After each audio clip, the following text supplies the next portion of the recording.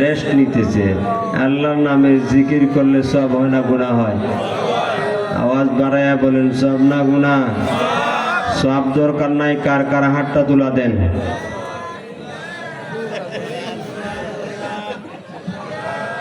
কিছু বুঝতেছেন তো নাকি?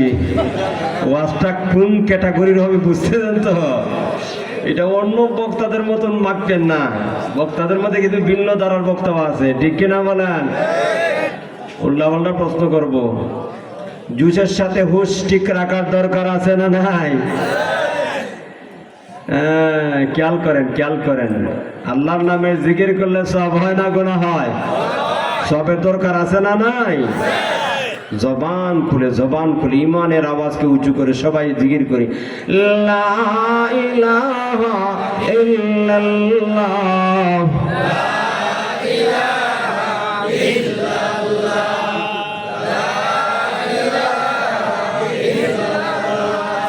লা ইলাহা ইল্লাল্লাহ,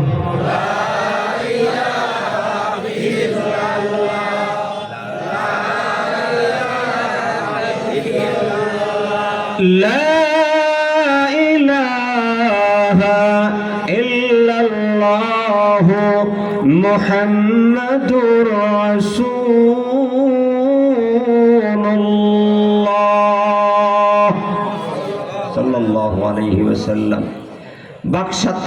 বাকসাত্রা নুরানি হাফিজিয়া মাদ্রাসা ও যুব সমাজের উদ্যোগে, মাশাআল্লাহ, যুব সমাজের উদ্যোগে যুবকদেরকে আমি আল্লাহর জন্য ভালোবাসি।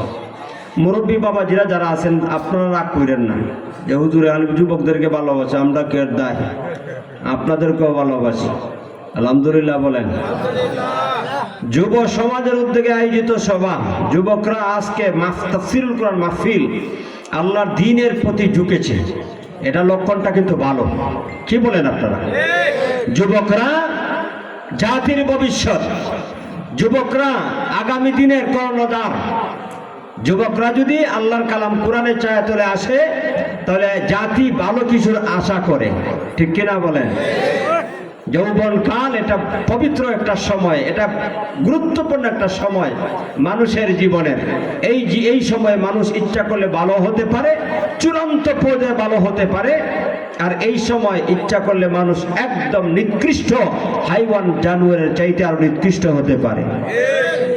আর বৃদ্ধ বয়সে ইচ্ছা করলে চুরি ওঠাতো না, কারণ যাবে চুরি গড়ে ঢুকার পরে যখন খাস উঠবো গড়ের মালিক সজাগ হয়ে যাব। কথা বলেন না কেন? যুবকরা যে উদ্যোগ নিয়ে এই মাহফিলটা আয়োজন করছেন, মুরব্বী বাবাজি যারা আছেন শুধু তারা বলবেন, আপনারা খুশি না বেদা? এই সাউন্ডটা বন্ধ কমায় হয়ে গেছে বার প্রত্যেক রাতে আমরা মাহফিলের কথা বলতে হয়। গত রাতে, আগের রাতে আবার দুইটা এই দুই গেছে গা।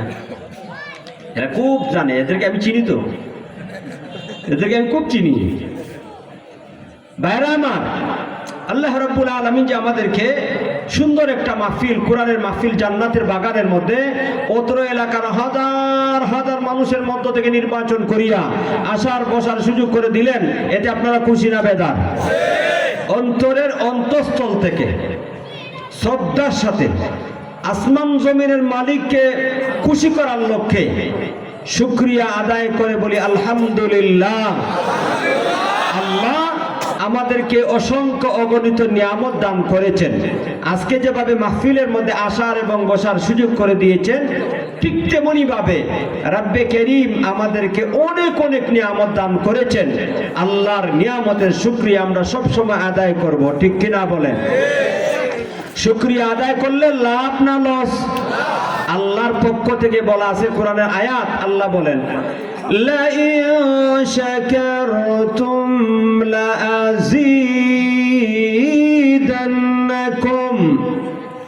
ওয়া লা ইন কাফারতুম ইন্না আযাবি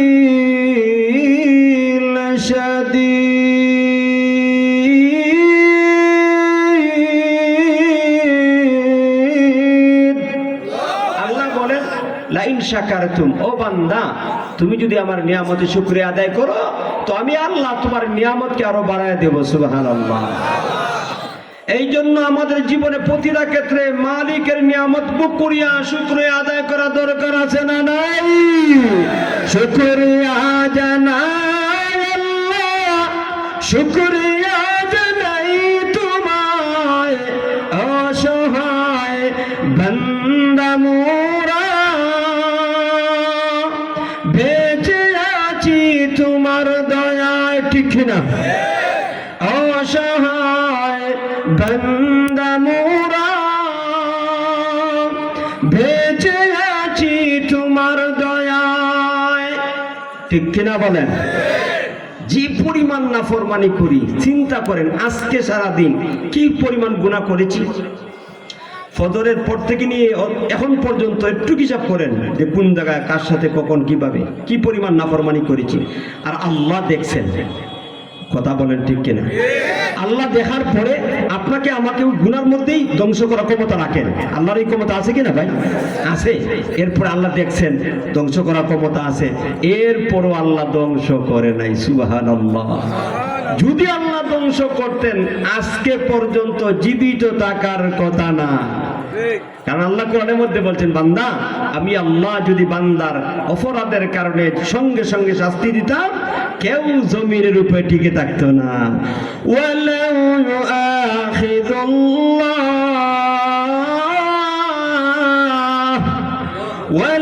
ইউআখিযুল্লাহ বিযুলমিন ওয়ালাউ ইউআখিযুল্লাহু الناس بظلمهم ما ترك عليها من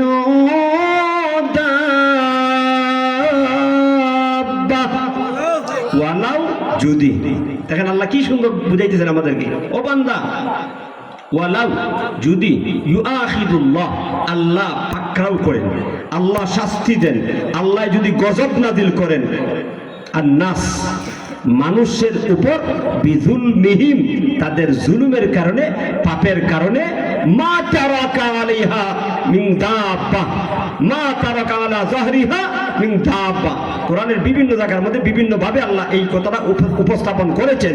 14 নম্বর পারার মধ্যে একভাবে উল্লেখ করেছেন, আর 22 নম্বর পারার 19 নম্বর পৃষ্ঠার মধ্যে সূরা ইয়াসিনের আগের আয়াতের মধ্যে আল্লাহ আরেকভাবে উল্লেখ করেছেন। বুঝান আল্লাহ, বান্দা আমি যদি তোমার গুনার কারণে শাস্তি দিতাম, সঙ্গে সঙ্গে শাস্তি দেওয়ার ক্ষমতা ছিল, আমি দিলে তোমরা কেউ জমিনের মধ্যে আজকে পর্যন্ত টিকে থাকার কথা না। কথা বলেন ঠিক কিনা? এখন আল্লাহ আমাদেরকে দয়া করে মায়া করে জীবিত রাখছেন, এই জন্য মালিকের শুকরিয়া আদায় করব। আল্লাহ তুমি আমাদের সবাইকে, আল্লাহ আমাদের সবাইকে জীবনের প্রতিটা ক্ষেত্রে মুহূর্তে মুহূর্তে শুকরিয়া আদায় করার তৌফিক দান করো। কারণ বান্দা আল্লাহর দয়া মায়া ছাড়া নেক আমল করতে পারে না। বান্দা আল্লাহর দয়া মায়া ছাড়া নেক আমল করতে পারে না। বান্দা আল্লাহর দয়া ছাড়া পাপ কাজ থেকেও বাঁচতে পারে না। আল্লাহ যার কল্যাণ চান, আল্লাহ যার মঙ্গল চান, তাকে আল্লাহ দিলে সহি বুঝ দান করেন। মান ইউরিদিল্লাহু বিহি খাইরান ইউফাক্কিহু ফিদ্দিন। আল্লাহর হাবিব হাদিসের মধ্যে বলেন, ও আমার উম্মত, আল্লাহ সুবহানাহু ওয়া তাআলা যার কল্যাণ চান, যার মঙ্গল চান, যার উপকার চান, তাকে আল্লাহ দিনে সহি বুঝ দান করেন। মুহতারাম হাজিরিন, আল্লাহ আমাদেরকে দিনে সহি বুঝ দান করেছেন বিদায় এখানের মধ্যে কদম কদম হেঁটে হেঁটে আসছি, আল্লাহ আমাদেরকে পৌঁছায় দিয়েছেন। আপনাদের কাছ থেকে একটা ওয়াদা নিব। সেই ওয়াদাটা হইল, আল্লাহ দয়া করে মায়া করে এখানে আসার সুযোগ করে দিয়েছেন, এটা জান্নাতের বাগান। কথা বলেন ঠিক কিনা? এটা আমার কথা না, নবীজি হাদিসের মধ্যে বলছেন। আল্লাহর হাবিব বলেন, আন আবি হুরায়রা রাদিয়াল্লাহু তাআলা আনহু قال قال رسول الله صلى الله عليه وسلم اذا مررتم برياض الجنة فارتعوا قيل وما رياض الجنة يا رسول الله قال النبي صلى الله عليه وسلم حلق الذكر أو كما قال عليه الصلاة والسلام। নবীর সাহাবী ইমামুল মুহাদ্দিসিন হযরতে আবু হুরায়রা রাদিয়াল্লাহু তাআলা আনহু থেকে বর্ণিত হাদিস, তিনি বলেন আল্লাহর নবী বলেছেন, ও আমার উম্মত, ইদা মারারতুম, যখন তোমরা অতিক্রম করো বিরিয়াদিল জান্নাহ, জান্নাতের বাগানের নিকট দিয়া, ফারতাহু মুহাদ্দিসিনে কেরামগণ বলেন, তো অতিক্রম করিয়া পাশ কাটিয়ে চলে যাইও না, বরং এই জান্নাতের বাগানের মধ্যে খুব সময় ব্যয় করবে। কারণ এটা হইল আল্লাহর রহমতের বাগান। এই বাগানের মধ্যে আল্লাহর পক্ষ থেকে সাকিনা নাজিল হয়, আল্লাহর রহমতের ফেরেশতারা এই মজলিসটাকে, এই বাগানকে ডাকিয়ে আনে। সুবহানাল্লাহ। ভাইরা আমার, আল্লাহর নবীর সাহাবীরা নবীর কাছে প্রশ্ন করলেন, ওমা রিয়াজুল জান্নাতি ইয়া রাসূলুল্লাহ, জান্নাত জাহান্নাম মৃত্যুর পরে আল্লাহ রাব্বুল আলামিন যখন বান্দার বিচার করার পরে একদল জান্নাতি একদল জাহান্নামী, জান্নাত জাহান্নাম তো আখিরাতে, দুনিয়ার মধ্যে জান্নাতের বাগান কোথায় গেলে পাওয়া যাবে? সাহাবায়ে কেরামদের জানা ছিল না, তাই আল্লাহর নবীর কাছে প্রশ্ন করে বলেন, ইয়া রাসূলুল্লাহ, ওমা রিয়াজুল জান্নাহ, দুনিয়ার মধ্যে জান্নাতের বাগান কোথায়? আমাদের জানার দরকার আছে না নাই? আল্লাহর নবীর সাহাবী বিশ্ব নবীর কাছে প্রশ্ন করে, ইয়া রাসূলুল্লাহ, ইয়া হাবিবাল্লাহ, ওগো আল্লাহর নবী, দুনিয়ার মধ্যে জান্নাতের বাগান কোন জায়গাগুলি জানা বোঝার দরকার আছে না নাই? আল্লাহর নবী বিশ্ব নবী রাহমাতুল লিল আলামিন বলেন, সাহাবীরা রে, দুনিয়ার মধ্যে জান্নাতের বাগানগুলি হইল হিলাকুল জিকির, জিকিরের হালকা, ওই সমস্ত সমাবেশ যেই সমস্ত সমাবেশের মধ্যে আল্লাহর জিকির করা হয়। একটু জোরে বলেন না সুবহানাল্লাহ। কতক্ষণ আগে জিকির করছেন না? জিকির শুধু মানে সুবহানাল্লাহ আলহামদুলিল্লাহ বলার নাম জিকির না।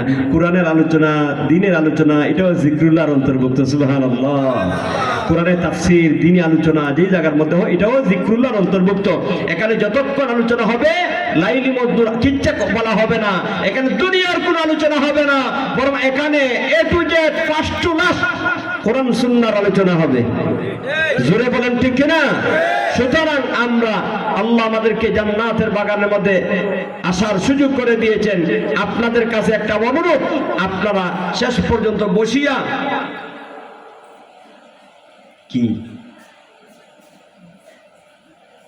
না পড়াই যাও,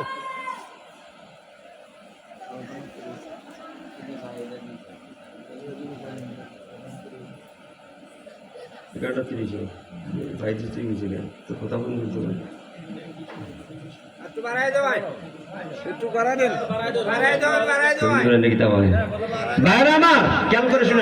সমস্যা না, কথা আরো আছে তো, তো বাড়ান যাইব না।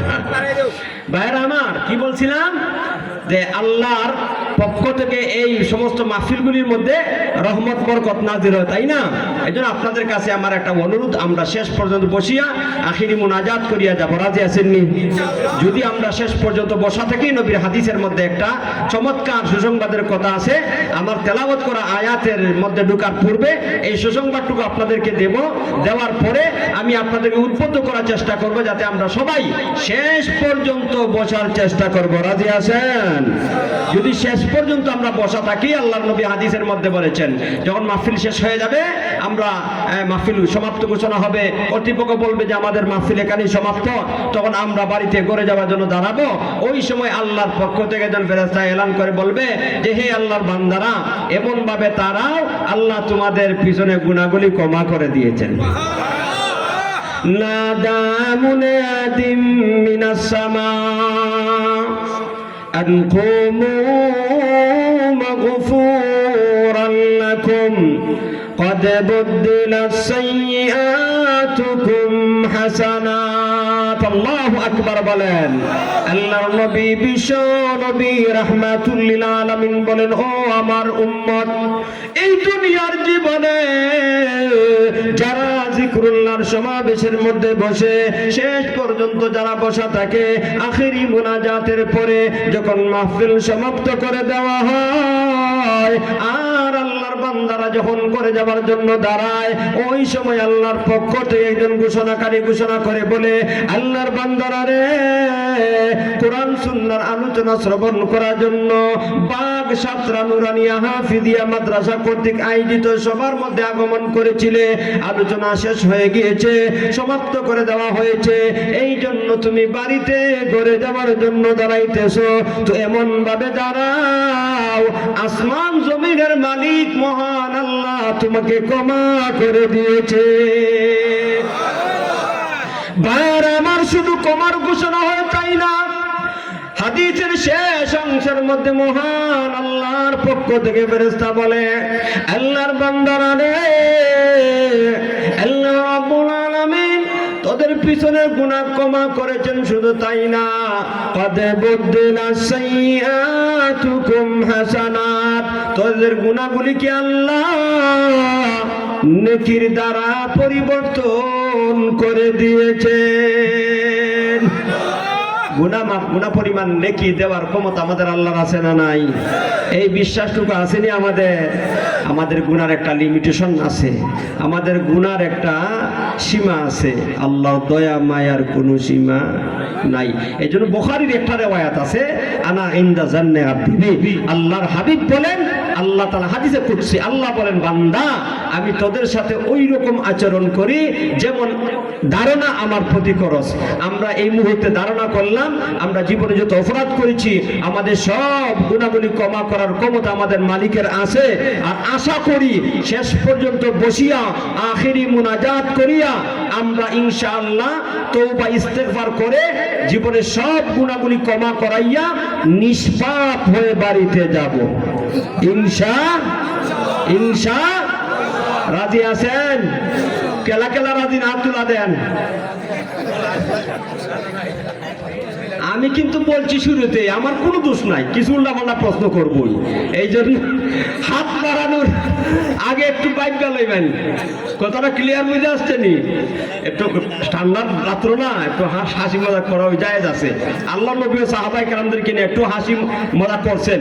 আল্লাহ নবী একটা ঘটনা বলে ছোট্ট করে দেখবেন, নবীজি আলী রাদিয়াল্লাহু আনহুর সাথে এই খাজুর খাইতেছেন, আর মদিনার প্রধান খাবার হলো খাজুর। গেছেন নি আপনারা? আলহামদুলিল্লাহ, আল্লাহ তাআলা 10-12 বার যাওয়ার তৌফিক দান করছেন। তো মক্কা মদিনার মধ্যে দেখছি এই খাজুরেই এর প্রধান খাবার খাজুর। এই যে বড় বড় শায়েখদের সাথে মাশাআল্লাহ বিভিন্ন সময় বসার সুযোগ পাইছি, ওরা জাতীয় মেহমানদেরকেও খাজুরই খাওয়ায়। তো আল্লাহ নবী সাহাবায়ে কেরামদেরকে খাজুর খাইতেছেন। তো আলী কিন্তু আল্লাহ নবীর সাথে দুইটা সম্পর্ক, আল্লাহ নবীর সাথে কয়টা সম্পর্ক? দুইটা। জানেননি আপনারা? একটা সম্পর্ক হলো আপন চাচাতো ভাই, আলী ইবনে আবি তালিব। আবি তালিব হচ্ছে আল্লাহ নবীর আপন চাচা, আব্দুল্লাহ আব্দুল মুত্তালিবের ছেলে। এরপরে হামজা আব্দুল মুত্তালিবের ছেলে, আবু তালিব আব্দুল মুত্তালিবের ছেলে। তো আলী হচ্ছেন আব্দুল মুত্তালিব আবু তালিবের ছেলে। এই হিসাবে আলী রাদিয়াল্লাহু তাআলা হলেন আল্লাহ নবীর একদিকে আপন চাচাতো ভাই, আর আরব দিয়ে হচ্ছেন জামাতা। জামাতা বুঝেননি? আপনাদের এলাকায় কি বলে মেয়ে জামাইকে? জামাই। জামাই তো জামাই বলা হয়, জামাই শ্বশুর বলেন, অথবা চাচা ভাই, চাচাতো ভাই, দুই ভাই একসাথে বৈশা খাজুর খাইতেছেন। তো নবীজি খাজুর খাইয়া বিচিগুলো আলীর সামনে রাখতেছেন। কার সামনে? খেয়াল করে শুনেন, মজা পাইবেন। আর নবীজি খেজুর খেয়ে খেজুর বিচিগুলি আলীর সামনে রাখতেছেন আর বলতেছেন যে অনেক আজকে দেখা যাইব কি পরিমাণ খাজুর খাইছে। আচ্ছা, এখন যার সামনে খাজুরের দানা বেশি হয়ে একটু বেশি খাজুর খাইছে, তাই না? তো নবীজি খাজুর খাইয়া বিচিটা আলীর সামনে রাখছেন। তো এখন নবীর সামনে কোনো খাজুর বিচি আসেনি, কোনো বিচি নাই, কারণ উনি সবটি তো আলীর সামনে রাখতেছেন। তো এই জন্য দেখা যায় এখন সর্বশেষে তোলার পরে যে আলী রাদিয়াল্লাহু তাআলা আনহুর সামনে খাজুরের দানার সংখ্যা বেশি, বিচির সংখ্যা বেশি, আল্লাহর নবীর সামনে একটাও নাই। এখন আলী রাদিয়াল্লাহু তাআলা আনহু এই দৃশ্য দেখে, যে আল্লাহ নবী আগে বলছেন না, যার সামনে যে পরিমাণ বিচি থাকবো সেই পরিমাণ হে খাইছে, কে কম খাইছে কে বেশি খাইছে আজকে দেখা যাইব। এখন এই কথা মতো ধরা খাইছে না। আলী রাদিয়াল্লাহু তাআলা তখন উপস্থিত একটা জ্ঞান হারাইছেন, সুন্দরভাবে একটা উত্তর দিয়েছেন, আল্লাহর নবীর শানে বেয়াদবি হয় নাই, আর চমৎকার সুন্দর একটা উত্তর দিয়েছেন। যখন দেখা গেছে যে আলী রাদিয়াল্লাহু তাআলার সামনে বেশি, এখন তো আলী বিষে খাইছেন, আল্লাহর নবীর সামনে একটাও নাই। এখন আলী রাদিয়াল্লাহু তাআলা বলতেছেন, আমাদের মধ্যে অনেক আছে বিচ্ছু খাইলাই, বুঝছেন না, বিচি সহ খেয়ে ফেলে। উত্তরটা হয়েছে না ভাইয়েরা আমার? এই জন্য একটু মাঝে মধ্যে একটু উল্টো হলো, মনে কষ্ট নিবেন না তো, চলবে, শেষ করে দিব ভাইয়েরা আমার। মাত্র শুরু করছি না, শেষ করবো কি? আর এরা পইলে খাইলি চাই তোমরা কি অত অনেক কষ্ট হলে আইসি মিয়া, কি বলেন? আপনারা আছেন তো? আপনারা সাথে থাকলেই হবে ইনশাআল্লাহ। বিশেষ করে আমার যুবক ভাইরা যারা আছেন, আজকে পুরা বাংলাদেশের মধ্যে যুব সমাজ জেগেছে, আল্লাহর কালাম কোরআনের পক্ষে জেগেছে। এই যে জুলাই বিপ্লবের মধ্যে যুব সমাজের অবদান ছিল, তারা যেভাবে বাংলাদেশকে স্বাধীন করেছে, ঠিক তেমনি ভাবে এই যুব সমাজের মাধ্যমে আল্লাহর এই জমিনের মধ্যে আল্লাহর কালাম কোরআনের আইন বাস্তবায়ন হবে ইনশাআল্লাহ। কোরআনের আইন চাননি, কোরআনের আইন, আল্লাহর কালাম কোরআনকে যদি রাষ্ট্রীয়ভাবে প্রতিষ্ঠিত করা হয়, তাহলে এই বাংলার জমিনে কোনো অন্যায় অপরাধ হতে পারবে না, এই বাংলার জমিনে কোনো মা দর্শিত হবে না, এই বাংলার জমিনে কোনো টেন্ডারবাজি চলবে না। কথা বলেন ঠিক কিনা ভাইয়েরা আমার? এই জন্য যুবক যদি জাগ্রত হয়, তাহলে এই মঙ্গলের আশা করা যায়, এই দেশ এবং জাতির কল্যাণের আশা করা যায়, ঠিক কিনা বলেন ভাইয়েরা আমার? এবার আসুন, আমি আপনাদের সামনে আল্লাহর কালাম 2খানা আয়াত তেলাওয়াত করেছি। আল্লাহ রাব্বুল আলামিন তার কালামের মধ্যে সূরা ফাতিরের 29 এবং 30 নম্বরের এই 2খানা আয়াতের মধ্যে কি বলেছেন, এই মর্মে এই ব্যাপারে কিছু কথা বলবো। নবীজির হাদিসের ভান্ডার থেকে আমি একখানা হাদিস পাঠ করেছি, ইচ্ছা পোষণ করেছি তেলাওয়াত করা আয়াত এবং পঠিত হাদিসের সমন্বয়ে কিছু কথা বলবো। রব্বে কাবা যেন আমাকে ইখলাসের সাথে আমলের নিয়তে আপনাদের সবাইকে, পর্দার আড়াল থেকে আমার মা হয়তো বা কথাগুলি শুনতেছেন, আল্লাহ রাব্বুল আলামিন যেন আমাদের সবাইকে আমলের নিয়তে কথাগুলি শ্রবণ করার তৌফিক দান করেন। ভাইরা আমার তেলাওয়াত করা আয়াত সূরা ফাতিরের 29 নম্বর এবং 30 নম্বর 2খানা আয়াত। এই 29 নম্বর আয়াতের মধ্যে রব্বে করিম 3টি আমলের বিবরণ দিয়েছেন। ওই 3টি আমলের বিবরণ দেওয়ার পরে আল্লাহ রাব্বুল আলামিন বলেন, ওই 3টি আমল যারা করে তারা এমন একটা ব্যবসার আশা করে যেই ব্যবসার মধ্যে কোনো লস নাই। সুবহানাল্লাহ। আল্লাহ বলেন, ইন্নাল্লাযীনা ইয়াতলুনা কিতাবাল্লাহ, 1 নম্বর আমল, ওয়া আকামুস সালাহ, 2 নম্বর আমল, ওয়া আনফাকু মিম্মা রাযাকনাহুম সিররাও ওয়া আলানিয়াহ, 3 নম্বর আমল।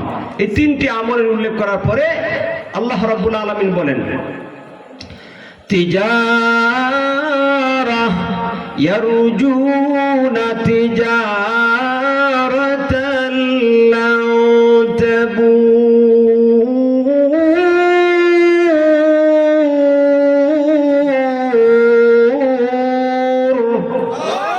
আল্লাহ বলেন, ওই 3টি আমল যারা করে, ইয়ারজুনা, ওরা আশা করে তিজারা, এমন এক ব্যবসা, লাং তাবুর আই লাং তাহলিক। তাফসিরে জালালাইনের মধ্যে জালালউদ্দিন মহল্লি রাহিমাহুল্লাহ উল্লেখ করেন, লাং তাবুর আই লাং তাহলিক, এই ব্যবসা কখনো লস হবে না, এই ব্যবসা কখনো ধ্বংস হবে না। সুবহানাল্লাহ। 3টি আমলের আলোচনা ধারাবাহিকভাবে করার পূর্বে আমি তাফসিরে কিছু আলোচনা করি। এখানের মধ্যে প্রথম বিষয়টা হইল, আমল করলে আল্লাহর পক্ষ থেকে বলা আছে সওয়াব দেওয়া হবে। এই যে সুবহানাল্লাহ বলতেছেন আমরা বারবার, একবার সুবহানাল্লাহ বললে হাদিসের মধ্যে আল্লাহ নবী বলছেন, তামলাউল মিজান, আল্লাহ তাআলা মিজানে পাল্লাকে সওয়াবের দ্বারা ভরপুর করিয়া দিবেন। সুবহানাল্লাহ। তাহলে আল্লাহর পক্ষ থেকে বলা আছে সওয়াব দেওয়া হবে, তো আমল করলে সওয়াব দিবেন, এটাই তো স্বাভাবিক। কিন্তু আল্লাহ রাব্বুল আলামিন তার কালাম কোরআনের মধ্যে সূরা ফাতিরের 29 নম্বর আয়াতের মধ্যে 3টি আমলের বিবরণ দেওয়ার পরে বলেন যে এই 3টি আমল যারা করবে ইয়ারজুনা, এরা আশা পোষণ করে সওয়াবের। সবের আশা পোষণ করবে কেন? তারা তো প্রাপ্য, নেক আমল করেছে, সব আল্লাহ দিতেই হবে, দিবে নেই, ঠিক না? বিষয়টা তো এমনই মনে হয়, কিন্তু আসলে ইয়ারজুনা শব্দের তাফসীরের মধ্যে ফাসসিরিনে কেরামগণ বলেন এই আমল করার পরে আমলকারীরা আল্লাহ রাব্বুল আলামিনের পক্ষ থেকে আশা পোষণ করে, সবের আশা করে। এই আশা করার কথাটা উল্লেখ করার কারণ হইল, কারণ এই দুনিয়ার মধ্যে মানুষ যত আমল করে, এই আমলের পরে আমল করার কারণে আল্লাহর কাছে সওয়াবের দাবি করতে পারে না। কারণ হইল এই আমল আমাদের যে টুটাফাটা আমল হয়, এই আমলটা আল্লাহর দরবারে আল্লাহর শান মোতাবিক হয় না, আল্লাহর দরবারে কবুল হওয়ার উপযুক্ত হয় না। আরে ভাই, সারাদিন পারিশ্রমিক করার পরে, আপনি পরিশ্রম করার পরে মালিকের কাছে পারিশ্রমিক আশা করা যায়, দাবি করা যায় যে আমি সারাদিন কাজ করেছি, আমাকে আমার বেতন দিয়া দেন, দাবি করা যায়। কিন্তু আল্লাহ কোটি কোটি নিয়ামত দ্বারা আমাদেরকে লালন পালন করতেছেন। এই নিয়ামতের বিনিময় আল্লাহ আমাদেরকে 5 ওয়াক্ত নামাজ পড়ার আদেশ করছেন, কোরআন তেলাওয়াত করার আদেশ করছেন, যাকাত দেওয়ার আদেশ করছেন। এরপরে আল্লাহ তাআলা নামাজ পড়ার জন্য বলেছেন। এই যে আল্লাহর হুকুমটা আমরা আল্লাহ যেভাবে আদেশ করেছেন ওইভাবে পালন করতে পারি কি পারি না, ওইটা বিবেচ্য বিষয়। ভাইরা আমার, এই জন্য আল্লাহ তাআলা মহান স্রষ্টা, ওই আল্লাহর হুকুমটা আল্লাহর শান মোতাবিক আমাদের পক্ষে আদায় করা সম্ভব হয় না। এই জন্য সূক্ষ্মভাবে আল্লাহ বুঝাইতে চান, বান্দা 3টি আমলের বিবরণ দিলাম, 3টি আমল করার পরে ওই আমলকারীরা আল্লাহর কাছে সওয়াবের আশা করতে পারে, দাবি করতে পারে না, ঠিক কিনা? দাবি করা যাবে না, কারণ তোমার আমল কে কইছে? আল্লাহ যদি বলে একটা আমল কবুল করছি না, আন্দোলন করে কিচ্ছু করতে পারবেন? জোরে বলেন, আন্দোলন করা যাবে? করা যাবে না। আল্লাহ বলবেন তোর নিয়ত সহি না, তোর খাবার ঠিক না, মিথ্যা কথা বলেছিলে, তুই হারাম খাইছস, হারাম খাইয়া এবাদত করলে এবাদত কবুল হয়নি। ভাই, বিভিন্ন সমস্যা থাকতে পারে। এই জন্য তাফসীরবিদগণ বলেন আল্লাহ তাআলা সূক্ষ্মভাবে এদিকে ইঙ্গিত দিয়েছেন যে ইয়ারজুনা, তার মানে হইল বান্দা আমল করার পরে আল্লাহর কাছে সবের জন্য দাবি করতে পারে না, বরং সর্বোচ্চ সবের জন্য আশা পোষণ করতে পারে। 2 নম্বর বিষয় হলো তিজারাতান শব্দ উল্লেখ করি আল্লাহ তাআলা বুঝান। এখানে নেক আমলকে ব্যবসার সাথে তুলনা করেছেন। কারণটা কি? অনেক আয়াতের মধ্যে আল্লাহ তাআলা, কোরআনের বিভিন্ন আয়াতের মধ্যে নেক আমলকে আল্লাহর রাস্তায় যুদ্ধ করাকে ব্যবসার সাথে তুলনা করেছেন। যেমন এক আয়াতের মধ্যে আল্লাহ বলছেন, ইয়া আইয়ুহাল্লাযীনা আমানু হাল আদুল্লুকুম على تجارة تنجيكم من عذاب أليم।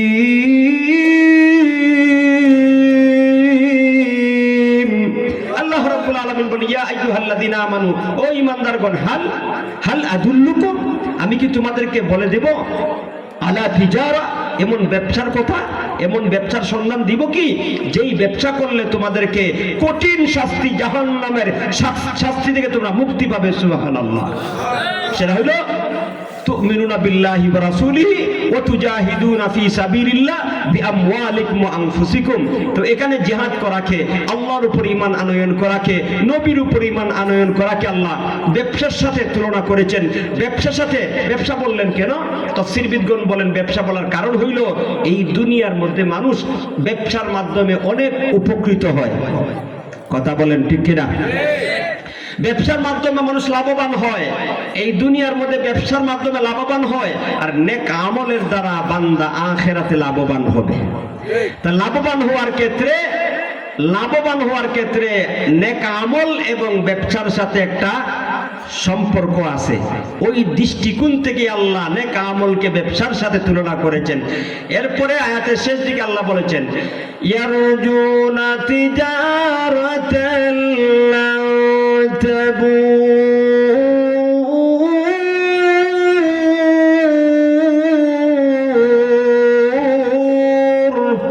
আল্লাহ বলেন এই 3 আমল যারা করে এরা এমন একটা ব্যবসার আশা করে যেই ব্যবসার মধ্যে লস নাই, খালি লাভ আর লাভ। আচ্ছা, আপনারা বলেন দুনিয়ার মধ্যে এমন কোনো ব্যবসা আসেনি যে কোনো লস নাই, খালি লাভ আর লাভ? আসেনি? কথা বলেন না কেন? নাই, আছে।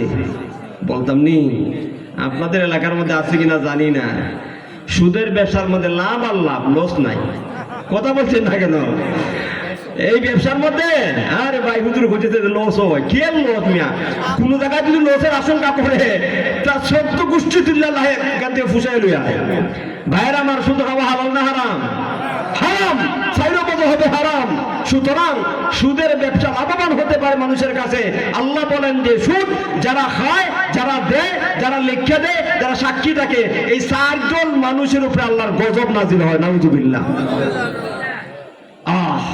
আল্লাহ বলেন এই নেক আমল এমন এক ব্যবসা যেই ব্যবসার মধ্যে কোনো লস নাই, লাভ আর লাভ। এর পরের অংশের মধ্যে 30 নম্বর আয়াতের মধ্যে আল্লাহ রাব্বুল আলামিন বলেন এই 3টা আমল যারা করে আল্লাহ রাব্বুল আলামিন তাদের পারিশ্রমিক পূর্ণ মাত্রায় দান করেন। আল্লাহ বলেন লিওয়াফিয়াহুম উজুরাহুম, এই 3 আমল যারা করে আল্লাহ তাদেরকে পুরোপুরি পারিশ্রমিক দান করেন। এরপরে বলেন ওয়ায়াজিদাহুম মিন ফাদলিহি, পুরোপুরি তার প্রাপ্য অংশ দেওয়ার পরে আল্লাহ দয়া করে মহব্বত করিয়া ভালোবাসিয়া এই প্রাপ্য অংশের চেয়ে আল্লাহ হাজার হাজার নয়, লক্ষ লক্ষ নয়, কোটি কোটি গুণ বৃদ্ধি করে আল্লাহ বিনিময় দান করেন। সুবহানাল্লাহ। আয়াতের শেষ দিকে আল্লাহ বলেন ইন্নাহু গফুরুন শাকুর।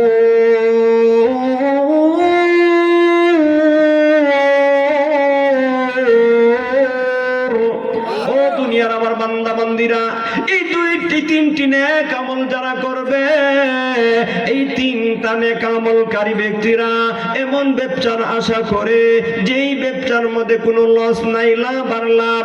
আল্লাহ রাব্বুল আলামিন 29 নম্বর আয়াতের মধ্যে বলেন দুনিয়ার বান্দা বান্দিরা রে, ওই 3টি আমল যারা করবে, এই 3টি আমলকারীদেরকে মহান আল্লাহ কিয়ামতের কঠিন হাসরের ময়দানে পরিপূর্ণ পারিশ্রমিক দান করবেন। পরিপূর্ণভাবে তার প্রাপ্য অংশ দেওয়ার পরে মহান আল্লাহর পক্ষ থেকে কোটি কোটি গুণ আল্লাহ দয়া করিয়া পারিশ্রমিক দান করবেন। সুবহানাল্লাহ। 3টি আমল যদি কেউ করে আল্লাহ রাব্বুল আলামিন বলেন এমন একটা ব্যবসা করলো সে যেই ব্যবসার মধ্যে কোনো লস নাই। 2 নম্বর ফজিলত উল্লেখ করিয়া বলেন 100% আল্লাহ তার বিনিময় দান করবেন। 3 নাম্বার যা প্রাপ্য অংশ তা তো দেওয়া হবেই, তার চেয়ে আরো আল্লাহ অনেক গুণ বাড়াইয়া আল্লাহর ফজল এবং করণ ওয়ায়াজিদাহুম মিন ফাদলিহি, ফজল অনুগ্রহ, আল্লাহর অনুগ্রহে তার প্রাপ্য অংশের চেয়ে আরো অনেক গুণ বৃদ্ধি করিয়া আল্লাহ দান করবেন। সুবহানাল্লাহ। আমি আপনাদের কাছ থেকে একটা প্রশ্নের জবাব জানতে চাই, জবান খুলিয়া ঈমানের আওয়াজকে উঁচু করে একই সাথে উত্তর দিবেন। এই 3টা লাভ ফজিলত বিনিময়ে পাওয়ার দরকার আছে না নাই? তাহলে আমাদেরকে এই 3টি আমল করতে হবে। রাজি আছেন? 3টি আমল করতে রাজি আছেন? এবার আসুন, যেহেতু লাভের কথা শুনছেন, আশা করি এই আমলগুলা কি কি আমরা মনোযোগ সহকারে আমলের নির্দেশ শুনবো। হে আল্লাহ, আপনি সাক্ষী থাকেন, কবির রজনীতে কোন কোন ঠান্ডার মধ্যে বসিয়া বলতেছি, আপনার কিছু বান্দারা বসে শুনতেছে। আমাদেরকে বলনেওয়ালা শুননেওয়ালা সবাইকে আমলের নিয়তে বলা এবং শোনা এবং আমল করার তৌফিক দান করো। সবাই বলেন আমিন। 1 নাম্বার আমল হইল আল্লাহ বলেন ইন্নাল্লাযীনা ইয়াতলুনা কিতাবাল্লাহ। 1 নাম্বার প্রথম আমল হইল আল্লাহ রাব্বুল আলামিন বলেন যে ওই সমস্ত লোক যারা আল্লাহর কিতাবকে তেলাওয়াত করে, কোরআন তেলাওয়াত করে। আল্লাহু আকবার বলেন। কোরআন তেলাওয়াত করলে লাভ না লস? কি পরিমাণ লাভ! আল্লাহু আকবার। আল্লাহ তার হাবিবকে আদেশ করেছেন ও নবী আপনি তেলাওয়াত করেন। নবীকে আদেশ করছেন আল্লাহ তাআলা যে আমলটা করার জন্য। এই আমলের গুরুত্ব আছে না নাই? আল্লাহ বলেন উতলু মা উহিয়া ইলাইকা মিনাল কিতাব। আল্লাহ রাব্বুল আলামিন সূরা আল-কাবুতের 45 নম্বর আয়াত 21 নম্বর পারার প্রথম লাইনের প্রথম আয়াতের প্রথম অংশের মধ্যে রব্বে করিম বলেন উতলু মা উহিয়া ইলাইকা মিনাল কিতাব। ওগো নবীজি, আমি আল্লাহ আপনার উপরে যেই কোরআন নাযিল করেছি ওই কোরআন তেলাওয়াত করেন। ভাইরা আমার, মুফাসসিরিনে কেরামগণ বলেন মহান আল্লাহ তার হাবিবকে কোরআন তেলাওয়াত করার নির্দেশ করলেন কেন? অনেকগুলি তৌজিহাত উল্লেখ করা আছে, অনেকগুলি ব্যাখ্যা দেওয়া আছে। এর মধ্যে একটা ব্যাখ্যা হইল আল্লাহ রাব্বুল আলামিন তার হাবিব, তার নবী, তার বন্ধু, তার রাসূলকে কোরআন তেলাওয়াত করার আদেশ করার কারণ হইল এই কোরআন তেলাওয়াত করা এমন একটা আমল, ওই আমলের মাধ্যমে আল্লাহর বান্দা বান্দিরা ধীরে ধীরে আল্লাহর নৈকট্য হাসিল করতে পারে। আল্লাহর নৈকট্য হাসিল করা দরকার আছে না নাই? শাইখুল হাদিস আল্লামা জাকারিয়া কান্দলবী রহমতুল্লাহ, ওনার অনেকগুলি কিতাব আছে। এই একটা কিতাবের মধ্যে উনি উল্লেখ করেছেন একটা ঘটনা, আহমদ ইবনে হাম্বল রহমতুল্লাহি আলাইহির একটা ঘটনা। আহমদ ইবনে হাম্বল উনি হচ্ছেন 4 ইমামের এক ইমাম। আপনারা জানেন কি? শাফি, মালিকি, হাম্বলি, হানাফি, এই 4টা ইমামের প্রসিদ্ধ 4 জন ইমামের একজন হইলেন ইমাম আহমদ ইবনে হাম্বল। উনি ওনার জীবনীর মধ্যে উল্লেখ করা আছে, প্রায় উনি এত বড় আল্লাহ ওয়ালা ছিলেন, আল্লাহর ওলি ছিলেন, প্রায় মনে করেন আপনি শতাধিকবার স্বপ্নের মাধ্যমে মুরাকাবায় তিনি যখন স্বপ্নে বিভোর হইতেন তখন আল্লাহর দিদার লাভ করতেন। সুবহানাল্লাহ বলেন। তিনি আল্লাহকে স্বপ্ন যুগে দেখে আল্লাহকে প্রশ্ন করে, দেখেন আল্লাহর আশেক যারা মাসুককেই তালাশ করে, ঠিক কিনা বলেন? আশেক মাসুককে অনুসন্ধান করে, তালাশ করে। ভাইরা আমার, তিনি স্বপ্নের মাধ্যমে সাক্ষাৎ পেয়ে প্রশ্ন করে, ওগো আল্লাহ, আপনার নৈকট্য হাসিল করার মাধ্যম কি? এই দুনিয়ার মধ্যে আপনার বান্দা বান্দীদের মধ্য থেকে যায় বা যারা চাইবো আপনার নৈকট্য হাসিল করার, এই পৃথিবীতে তো কত আমলই আছে যে আমলের মাধ্যমে আপনার নৈকট্য হাসিল করা যায়, ওই আমলটা কোন আমল আমাকে বলে দেন। আল্লাহ রাব্বুল আলামিন তখন তার বান্দা, তার প্রিয় বান্দা আহমদ ইবনে হাম্বলকে বলেন, হে আমার বান্দা, আমার নৈকট্য হাসিল যারা করতে চায় তার সহজ মাধ্যম হইল আমার কালাম কোরআন তেলাওয়াত করা। সুবহানাল্লাহ বলেন।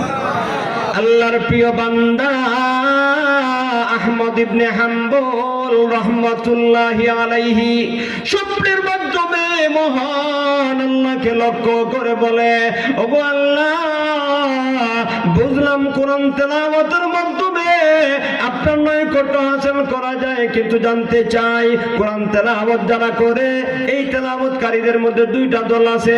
একদল কোরআন তেলাওয়াত করে অর্থ বুঝে আছে না নাই? কথা বলে দেখি আপনারা, কোরআন তেলাওয়াত করলে অর্থ বুঝে এমন আছে না?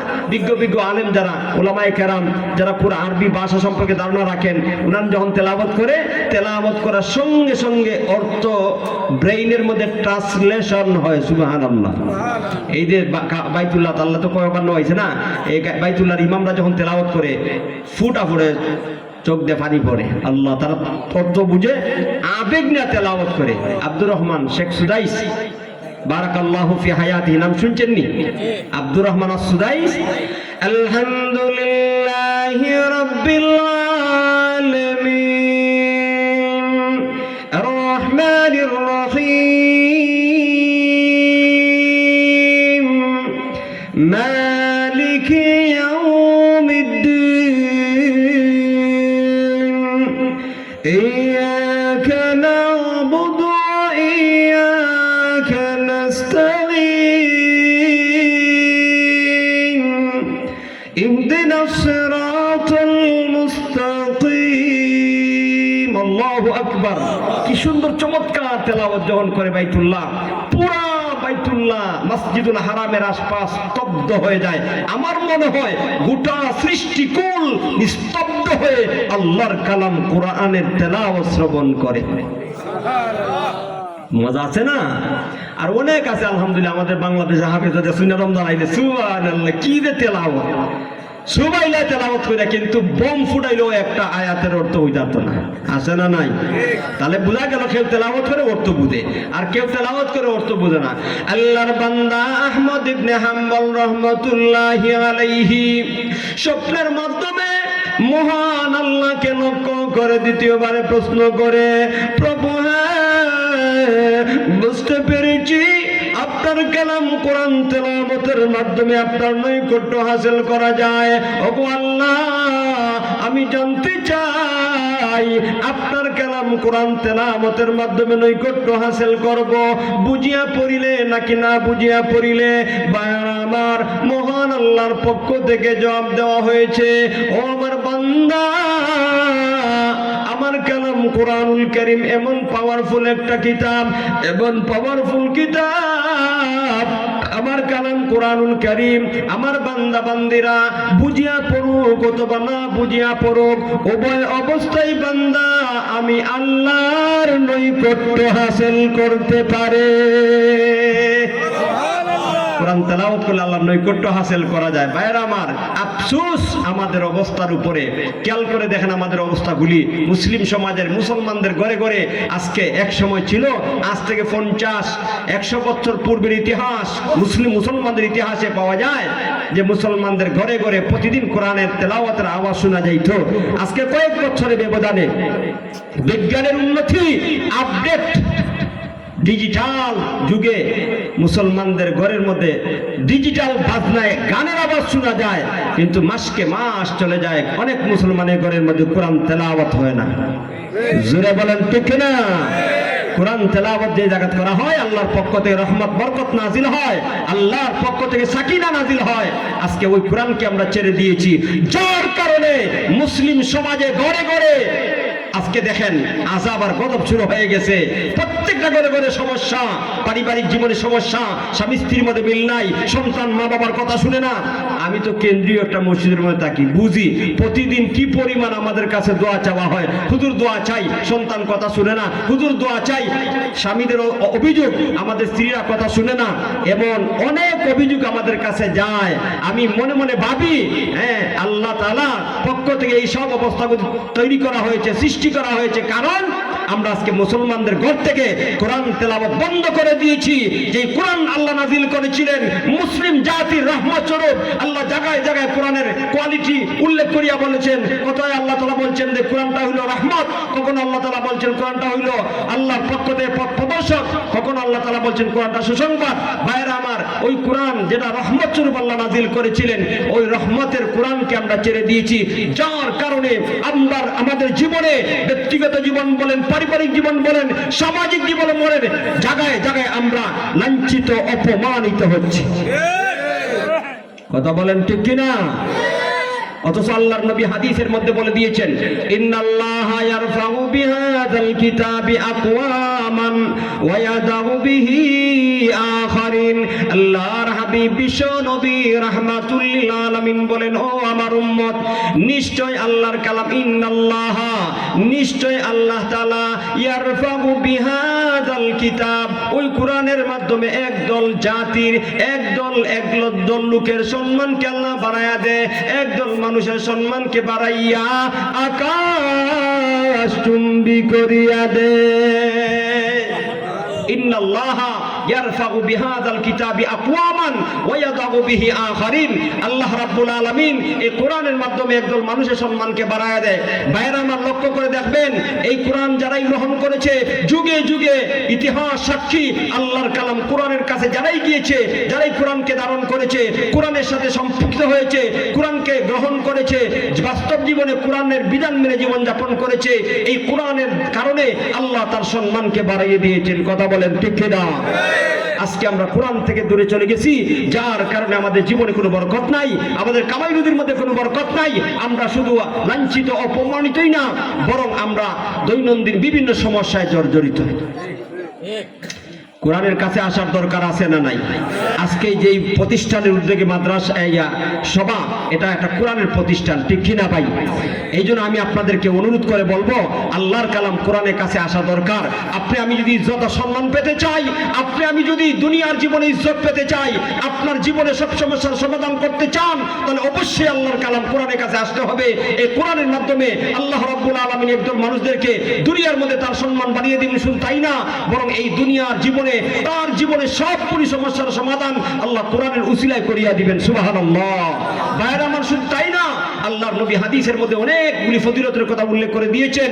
সব হাদিসগুলি বলা আমার হাতে সময় নাই, খেয়াল করে শুনেন। একটা হাদিস বলি, দুনিয়ার মধ্যে তো আপনি কোরআন গ্রহণ করিয়া লাভবান হইলেন, মরণের পরে যখন আপনাকে কবরে রেখে দেওয়া হবে, দুনিয়ার কোন মানুষ আপনার সাথে যাবে না।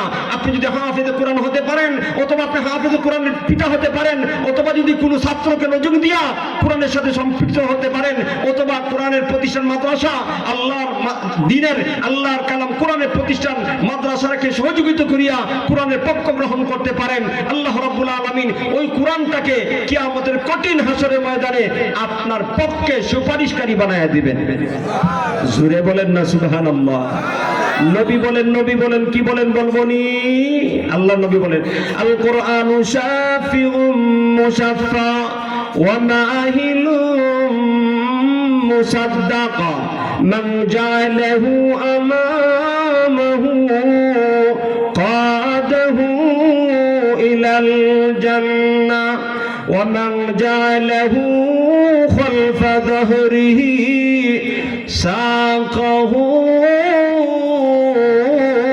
ইলান নার। আল্লাহু আকবার।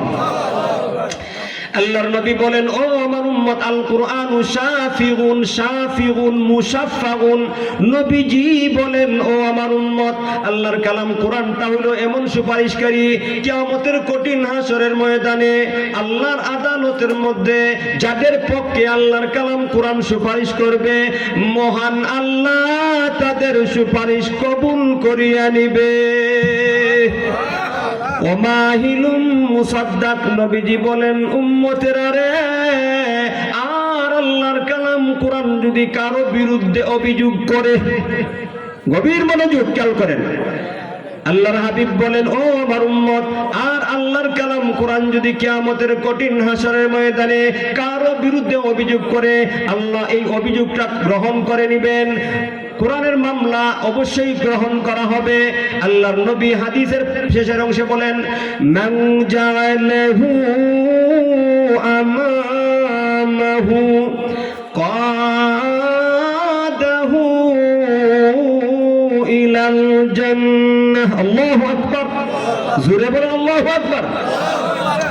আল্লাহর নবী বলেন, ও আমার উম্মত, যারা আল্লাহর কালাম কোরআনকে সামনে নিয়ে জীবন যাপন করেছে, মান জাআলাহু আমামাহু, যারা কোরআনকে সামনে নিয়ে জীবন যাপন করেছে, এর ব্যাখ্যায় মুহাদ্দিসিনে কেরামগণ বলেন, যারা কোরআন তেলাওয়াত করেছে, কোরআন শিক্ষা করেছে, কোরআনের হাফেজ হয়েছে, কোরআনের আলেম হয়েছে, কোরআনের ছাত্র হয়েছে, অথবা কোরআনের শিক্ষায় শিক্ষিত আলেম হাফেজদেরকে ভালোবেসেছে, অথবা কোরআনের শিক্ষা প্রতিষ্ঠান মাদ্রাসাকে ভালোবেসেছে, সহযোগিতা করেছে, যে যেভাবে পারে কোরআনের পক্ষ গ্রহণ করার কারণে আল্লাহ রাব্বুল আলামিনের আদালতের মধ্যে আল্লাহর কালাম কোরআন আল্লাহকে ডেকে ডেকে বলবে, প্রভু হে, আমি আপনার কালাম কোরআন, আপনার যেই সমস্ত বান্দা বান্দিরা দুনিয়ার জীবনে আমি আপনার কালাম কোরআনকে গ্রহণ করেছে, কোরআনের সাথে সম্পর্ক রেখে জীবন যাপন করেছে,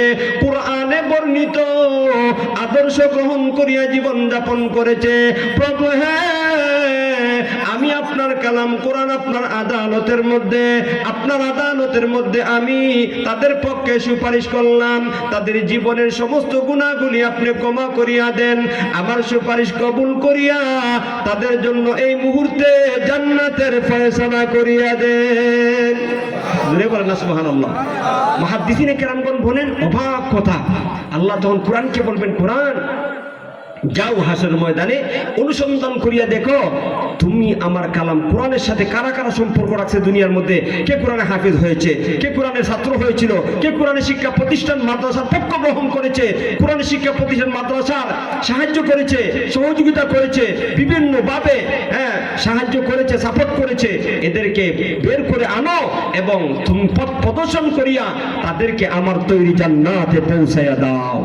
ভাইয়েরা আমার, এই জন্য কোরআনের পক্ষে পক্ষে থাকার দরকার না বিরুদ্ধে আচরণ করা দরকার? জোরে বলেন, পক্ষে না বিরুদ্ধে? আমি ওয়াদা নিয়েছিলাম আপনাদের কাছ থেকে কয়েক মিনিট পরে দোয়া হবে, দোয়ার পর্যন্ত তাহার জন্য আফসোস আজকে আমরা ওয়াদা করে ওয়াদা রক্ষা করতে পারলাম না। লম্বা বয়ান না, আমার পরে আরো আন্তর্জাতিক মানে বক্তারা আছেন, ওনারা বক্তারা আলোচনা করবেন, ওনাদের আলোচনা শুনে যাইবেন তো ইনশাআল্লাহ। এখন আমি আপনাদের কাছে মুসাফির, অনেক দূর থেকে সফর করে আসছি, এই সুনামগঞ্জ ছিলাম, আসছি আস্তে আস্তে এই কতক্ষণ আগে আপনাদের কাছে পৌঁছি। আপনাদের